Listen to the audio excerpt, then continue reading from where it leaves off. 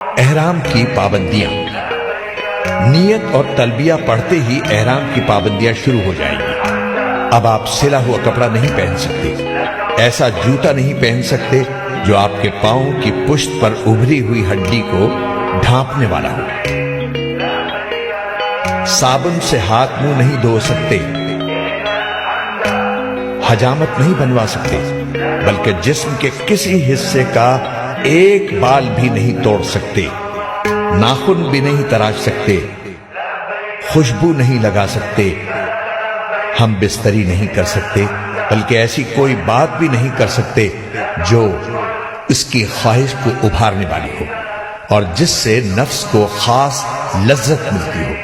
کسی جانور کا شکار نہیں کر سکتے، حتیٰ کہ اپنے بالوں یا کپڑوں پر چلنے والی جوؤں کو بھی نہیں مار سکتے۔ مبارک سفر کا آغاز۔ جب حرم شریف کی طرف یہ مبارک سفر شروع ہو جائے تو دوران سفر بکثرت تلبیہ پڑھتے رہیں، اور جب حرم شریف کی حدود شروع ہو تو یوں دعا کیجیے: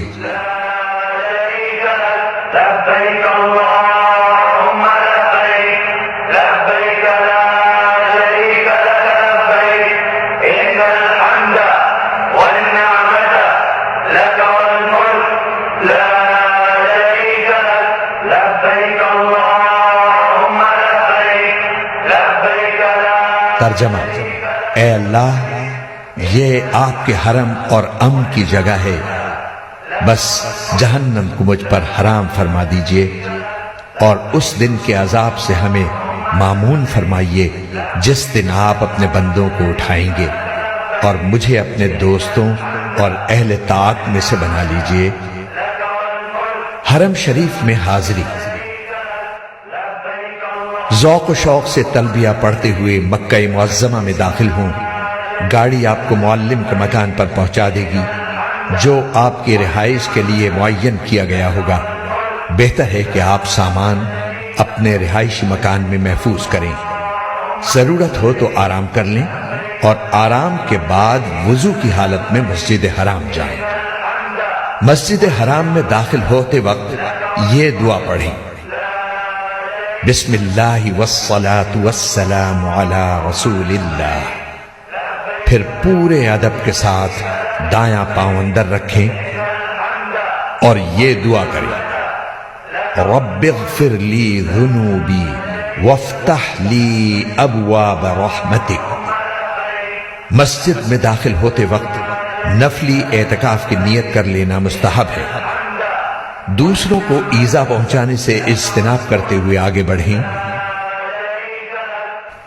جب بیت اللہ پر نظر پڑے تو راستے سے ہٹ کر ایک طرف کھڑے ہوں اور یہ اعمال کریں: نمبر 1، اللہ اکبر 3 مرتبہ کہیں۔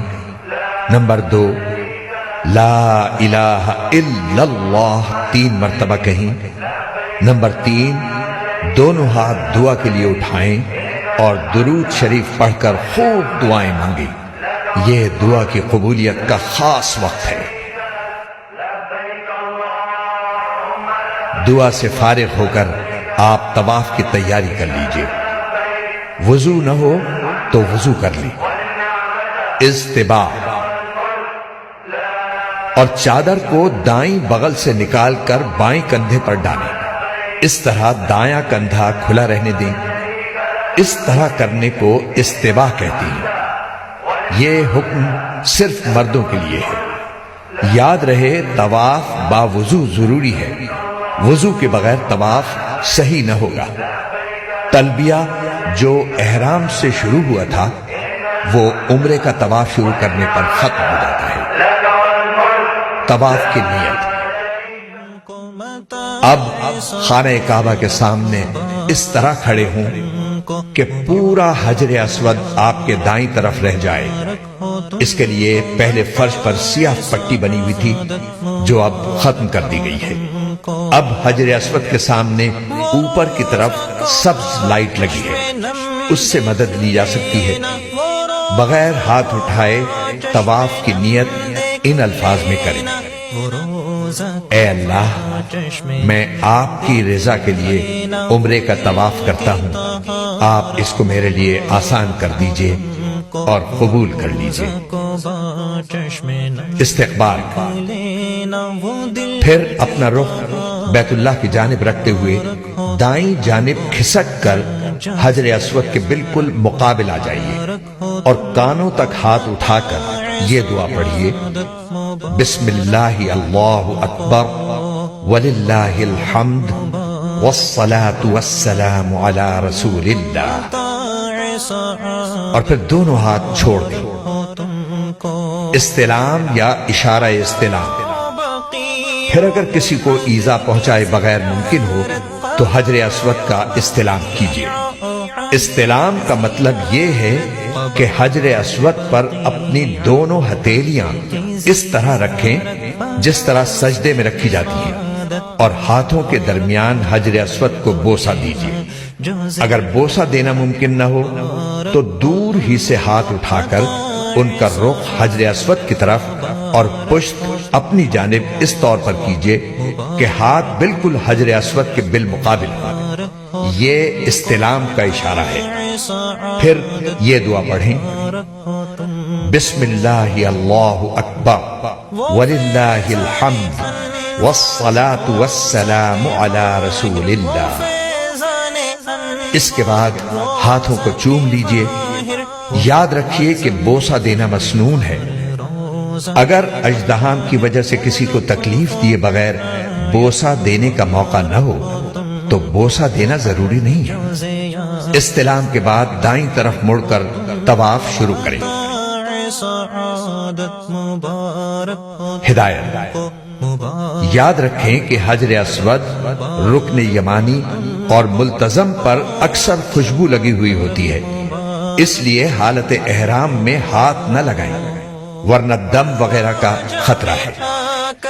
تاکید، حجر اسود کے استلام یا اشارے کے سوا دوران طواف خانہ کعبہ کی طرف سینہ یا پشت کرنا جائز نہیں ہے، اس کا خصوصی خیال رکھیں۔